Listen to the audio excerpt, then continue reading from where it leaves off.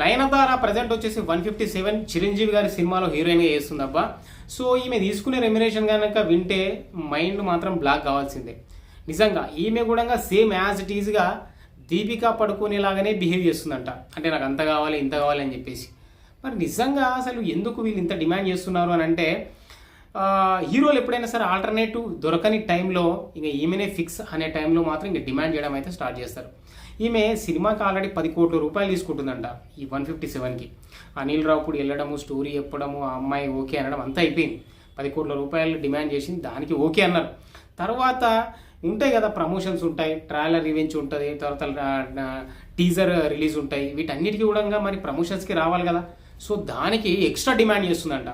ఏంది నాకు ఇది తక్కువ ఇస్తారా, నేను ఎట్లా వస్తా అని. అంటే ఈమె ముందు ఏంటంటే రెబల్ టైప్ అన్నట్టు చెప్పాలంటే. ఇంతకుముందు కూడా ఏ సినిమాలు షూట్ అయినా వాటి ప్రమోషన్స్కి రాకపోవడము, ప్రీ రిలీజ్ ఈవెంట్లకి రాకపోవడము కామన్. ఆమె రాదు అసలు. అవి చెప్పాలంటే ముందే చెప్పేస్తుంది నేను ఆ ఏటికి కూడా రాను అని. అంత బిల్డప్ ఉంటుంది అన్నట్టు ఈ నయనతారకి.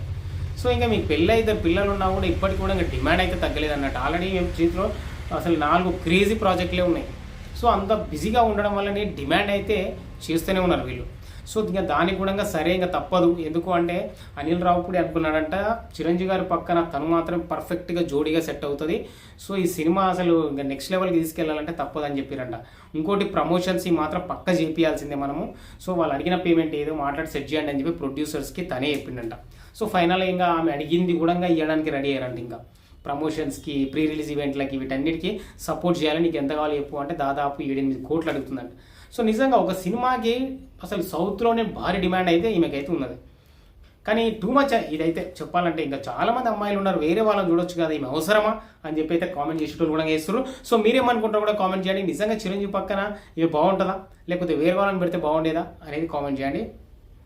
జై హింద్.